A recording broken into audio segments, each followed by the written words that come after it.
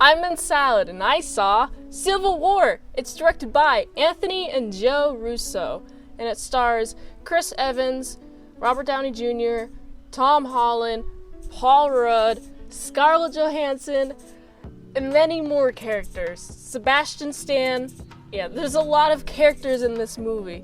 I counted 12 superheroes at the airport fighting each other. I'm like, wow, there's so many characters. This is a Marvel movie that I remember seeing in theaters when it first came out back in 2016. And I wasn't really following the Marvel movies that much at the time, so I wasn't really paying attention to the plot because I didn't know half of the stuff that was going on. I only knew what was going on from Avengers. But what was good was I was just like, wow, there's so much fighting. What is everyone fighting for? But on rewatch, I actually know what they're fighting for. This movie starts with Bucky. Bucky, back in 1991, causes a car accident, and that's all we see. Uh-oh, why is he causing this car accident? We don't really know, but flash forward to the present day, and you got all of this stuff's happening. There's so much drama around the Avengers group because they just leave bodies wherever they go. Especially this one case where they're hired to stop this guy from blowing stuff up in Wakanda. And in the process of them stopping, this guy blows himself up, and there's a kaboom. And then Wanda herself has to contain this kaboom, but she loses control with the kaboom and puts that kaboom into a kabuilding, and that kabuilding kills a bunch of people, and that sucks. Because of this, you got the Sokovia Accords. The Sokovia Accords want to control the Avengers. You gotta essentially put a leash on these bad puppies. They're doing no good in the eyes of the government, especially the United Nations, and they just want everyone to comply. Of course, not everyone agrees with this. Tony Stark's feels really guilty about creating Ultron and also Sokovia, the whole landmass that he kind of drops and kills millions of people. Of course he's gonna feel guilty. So he's like, yeah, I want some government oversight, and I think it'd be good for the rest of the group. And Captain America is like, no. I would think, personally, since Captain America has the name America in his name, that he'd be like, wow, I gotta save the people, okay? I gotta save the people, do good for the people.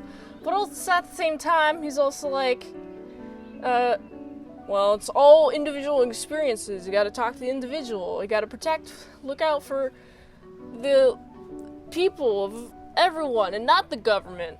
So that kind of makes sense. So he's obviously on the side of, I can do whatever I want. I'm not gonna listen to no government. And with the name America, that makes more sense now. Brain's so massive, everyone. Big brain. Also, there's this guy, right, who's trying to hunt down Bucky to use him for his own devices. Trying to hunt him down, and how he does this, he kills his old handler. He steals his book. A very powerful book. Don't know what it's used for yet. But then, something else happens. You get so much infighting within the Avengers. The entire group bickers a lot, and starts with small bickering, like, you're wrong, you're not seeing it from this perspective, and they each have their own sides, and they're not willing to listen or understand they're not willing to listen or understand each other, or listen to each other, or understand, and I keep repeating these words because they're very important, because they don't listen or understand to each other to the point where they have to make alliances with other people in the team. Like, Captain America's got, Falcon, and Scarlett Johansson, Black Widow, turns at some point. Is like, hey, we gotta understand each other. And Tony Stark's like, big guilt. I'm two guilt, 5 me. And Tony Stark is very guilty to the point where he asks Vision, hey, I need you to keep Wanda in her place, okay? Just keep her here. Keep an eye on her. And Vision does. Wanda realizes it, obviously. She wants to go grocery shopping. And then Vision's like, hey, no, actually, just order pizza. Ooh, yummy, yummy, pizza. And I didn't get the joke at the beginning of the scene. It's like, there's a pinch of paprika. And it's like some red stuff. I'm like, okay. And then Wanda's like, I don't think it was paprika. I'm like, oh no, what could have he put in that soup so it's not paprika? Cayenne pepper? Cayenne pepper is pretty similar to paprika, but it's a little bit peppier. Yes, peppier than paprika. But he put in a pinch of red chili? Did he put chili powder? What is he making? What is he making that requires paprika? And why is he so bad? I mean, obviously his excuse is, hey, I don't have a mouth. I do have a mouth. I haven't fed. I haven't put food in my mouth. Okay? I have not eaten before. I am a robot. I am a mind soul stone, but I don't know that yet. Okay? He's a yellow. I'm a gem. I am a gem. Might as well be part of Steven Universe. I'm a gem. Steven Universe Marvel crossover. Officially confirmed. Anyway, no more of that tangent. So Wanda is like, I'm gonna turn. And Hawkeye's here? Great. Fight, battle, boom, boom, punch. There's a lot of kickiness in this movie. A lot of the plot stems with everyone's recruiting each other. Tony Stark goes to Peter Parker, and I like Peter Parker a lot. Man, what a nice guy. He's such a charming boy. I mean, Peter Parker's a good one, and it's really hard to really sell that home. And oh my god, there was a bee there, or whatever. I don't know what that was. But it certainly wasn't a spider. My friendly neighborhood Spider-Man isn't here to protect me from these bees, which is sad. But anyway, now we get all these people are forming at an airport, and they're having a big kicky fight. Kicky, swinging, blasting, punching, throwing, getting big, getting small, going into suits, disrupting the circuitry, all of this stuff. This is all happening in this big old scene. They're all at this airport, and it's great. I like the kickiness. I feel like there's a lot of kicky in this movie, and I like a lot of kicky, but it felt like there was more kicky than a huge chunk of like plot for progress towards space in this. Okay, this movie was just mainly figuring out that, hey, who's Bucky? Where did he go? That's what this movie's about. But I do like seeing where Bucky went. So yeah, they're all kicky fighting. A few people get sent to jail. Like, actually, more specifically, they get sent to this underwater prison where they're being held captive. And not captive, they're being held there, surrounded by, like, maniacs, in Hawkeye's words, not mine. And it's like, Tony, everything that you do has, like, some sort of unintended consequence that you didn't foresee or predict at all. You're not doing good. You need to just give up. You already tried too much to stop fate by creating something that would destroy humans, dismantling that, putting that into Vision, and now Vision's here, and you gotta, like, keep him on your side or else he's going to go rogue or something like that. Like, that's always the human fear, or at least that's what I would think, honestly. That's what I think would happen. Marvel should really do a what if episode on Vision turning evil or something. Being against the Avengers. That'd be cool. I'd like to see that. Bucky and Steve Rogers are at this place. They're going to find these other super soldiers that were actually being manufactured, because when they're at the place, they're all deaded. They all died. It's sad.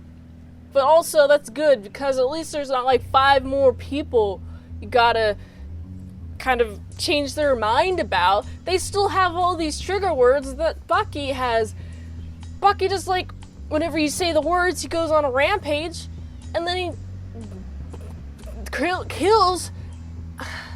I wouldn't say he, like, lightly taps them. He might have, like, kills them. Like, kills a lot of people.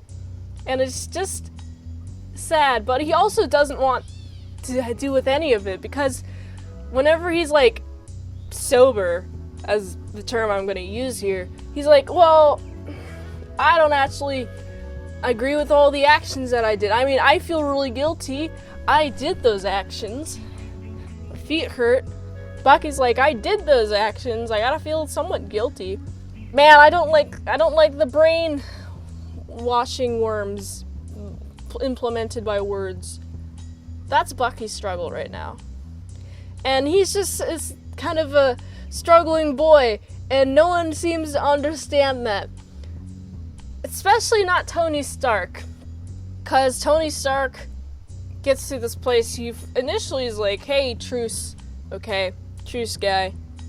But then, when he's shown this footage of how his parents were killed, or at least his mom, I didn't really get if his dad died or not, but in plain text, he does say his mom died, so there's at least one missing parent to the hands of Bucky, aka Steve Rogers' friends, aka one of your teammates. That's kind of bad. So, you know, he kind of just starts punching and kicking, and the real guy, right?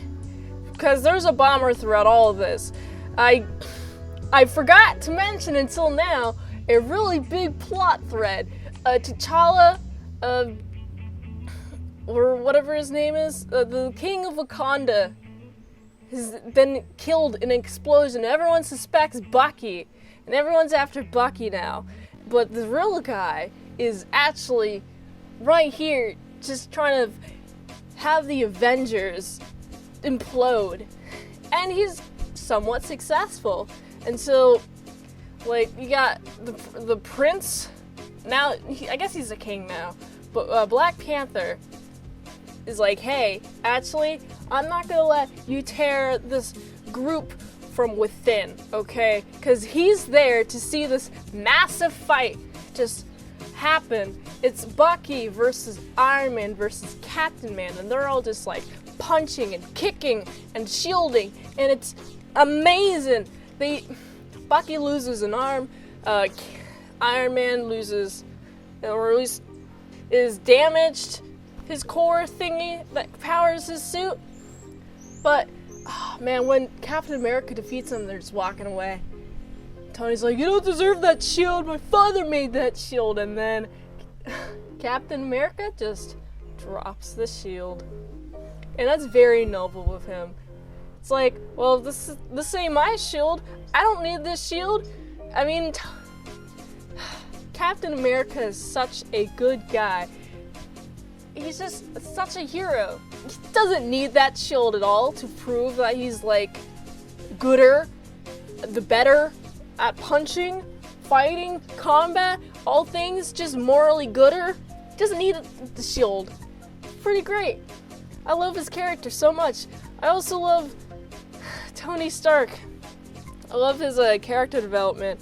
He's just like a scared one. And he's just like, I just want to make amends with the group. Come on, I was wrong. And he says he was wrong for the first time in this movie, actually. This is great character development. And after all that mess, the guy tries to shoot himself. By the guy, I mean the actual bomber. but he gets stopped and he gets sent away. And that's the end of the movie. I really liked this movie a lot more than some of the other Marvel movies. Especially, it's a really good, kicky film. It's 100% kicky action. It looks beautiful. The choreography is great. I just love it. And the conflict actually makes sense. And there's like a lot of moments in which, for example, Peter Parker, whenever he's introduced at the airport, he's like, I'm Spider-Man. He's just like talking a lot. And Tony Stark's like, there's not like a lot of talking. You can shut up now. And it's like, this is a fun comedic moment to break up everything. So it's like, it doesn't feel super serious. And Marvel does that very good. Which is why I enjoy their movies, because they can break up my attention from super serious, I'm super engaged in this, to something funny, then super serious again.